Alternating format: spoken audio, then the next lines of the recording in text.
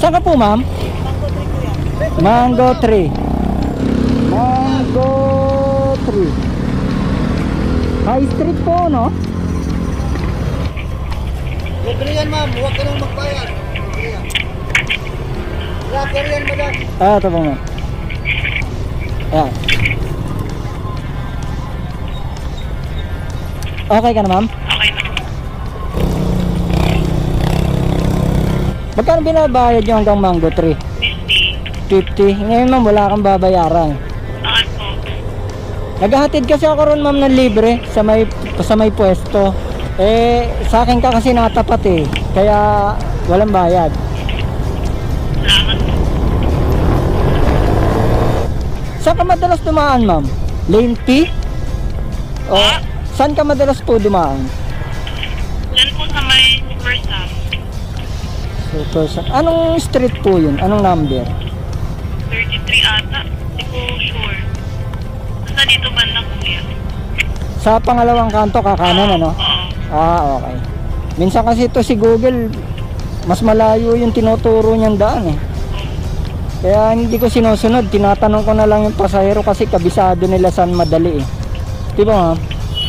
Tapos po, pag sa pangalawang kanto, liko ka ng seta na hotel. Seda? Oo. Ah, okay. Dito, ma'am, kananan eh. Sige.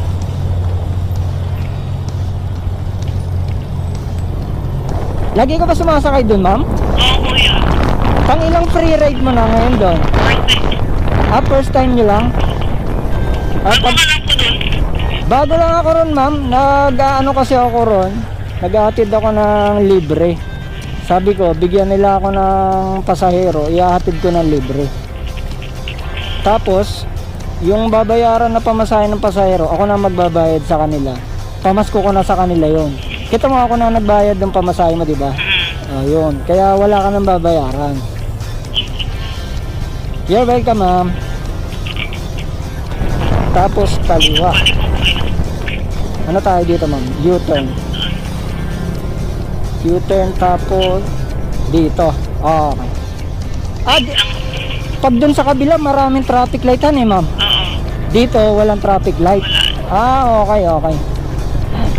Late ka na ba, ma'am? Hindi naman. Dito kasi yung laging dinadaan nila kuya. Dito ka lagi dinadaan. Oo. Okay. Tapos diretso. Diretso lang. Kaya mas gusto ko pang tatanong na lang sa pasahero. Mas madali pa yung daan eh. Kaysa kay Google eh. Niloloko ako ni Google.